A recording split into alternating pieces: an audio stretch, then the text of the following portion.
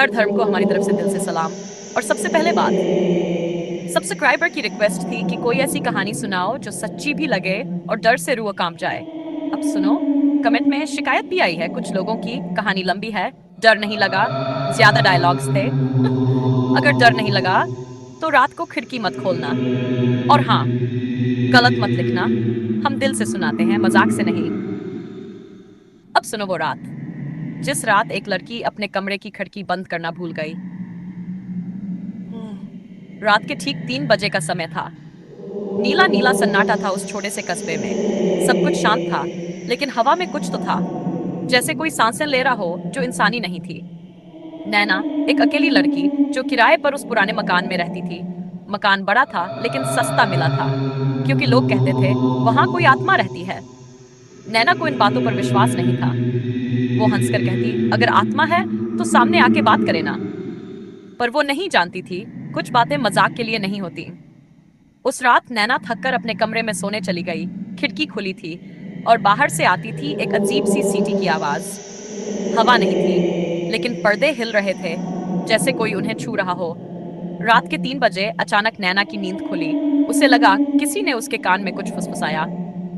खिड़की बंद क्यों नहीं की? वो घबराकर उठी। कमरा ठंडा था, बहुत ज्यादा। जैसे ही वो खिड़की की तरफ बढ़ी, उसने देखा उसकी परछाई उसके साथ नहीं चल रही थी।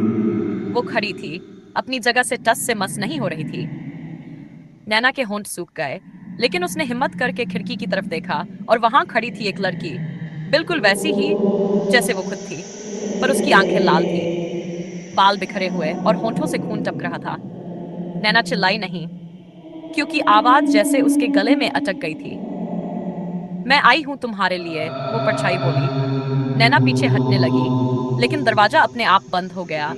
कमरा अंधेरे में डूब गया और चारों तरफ से काली परछाइयां निकलने लगीं, हवा में तैरती, फुसफुसाती। अब तेरी बारी है। नैना जमीन पर गिर पड़ी। उसकी आंखें खुली थीं, लेकिन शरीर जकड़ गया था। परछाई उसके पास आई और बोली, तू मानी नहीं। लोगों ने मना किया था इस घर में मत रह। तेरी तरह एक और लड़की थी, उसने भी खिड़की खुली छोड़ दी थी। अब वो भी खिड़की के पार है, अब तू भी जा। और फिर नैना की चीख उस कमरे की दीवारों में समा गई। सुबह हुई, दरवाजा खुला मिला। कमरे में सब कुछ वैसे ही था, बस नैना नहीं थी। उसकी रिकॉर्डिंग मशीन जमीन पर पड़ी थी, उसमें आखिरी आवाज दर्ज थी, मैं अकेली नहीं हूं, अब ये घर मेरा है।